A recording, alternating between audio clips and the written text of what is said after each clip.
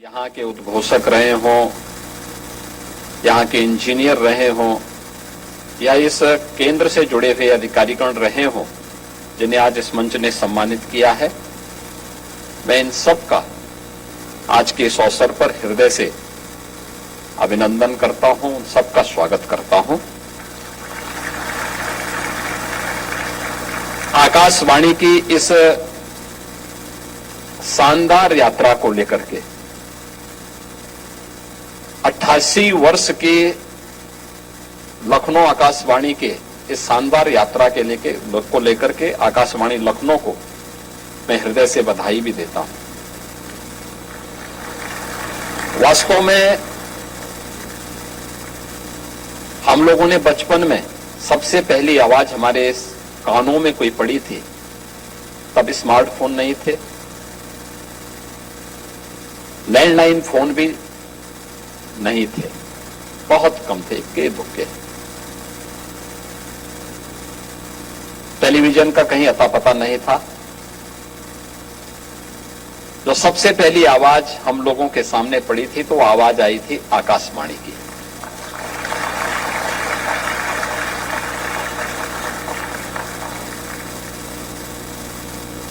हम लोग इस बात को हमेशा महसूस करते हैं। मुझे याद है कि उस समय आकाशवाणी से प्रातःकालीन सत्र में, यानी एकदम प्रातः में, वह एक बहुत अच्छी धुन के साथ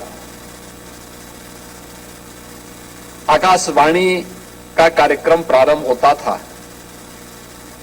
कि भरत चलिए चित्रकूट, और बहुत शानदार तरीके से हर घर में वो लोग सुनते थे उसको।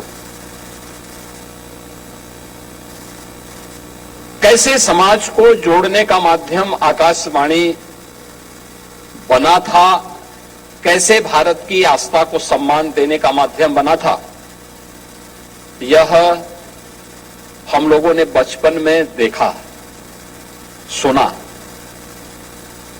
थोड़ा बड़े हुए तो देश और दुनिया के अंदर क्या हो रहा है, हमें समाचार पत्र की पहली लाइन भी आकाशवाणी के अलग अलग समय में चलने वाले बुलेटिन के माध्यम से ही प्राप्त होती थी। और उसमें याद रखना, दोनों चीजें थी, भाषा की शुद्धता भी थी और समाचार की गुणवत्ता भी थी, और उसमें सच्चाई भी झलकती थी। यानी उसमें पीठ पत्रकारिता कहीं नजर नहीं आती थी। जो जैसा है वैसे ही प्रस्तुत करने का साहस भी उस समय हम लोग देखते थे। और आकाशवाणी के अलग अलग केंद्रों से, लखनऊ से थे जो मुख्य केंद्र था, यहां से था ही, दो अन्य केंद्रों से हमें समाचार सुनने का अवसर प्राप्त होता था, एक नजीमाबाद से और एक गोरखपुर से। इनके अलग अलग समय थे समाचार के। दूसरा,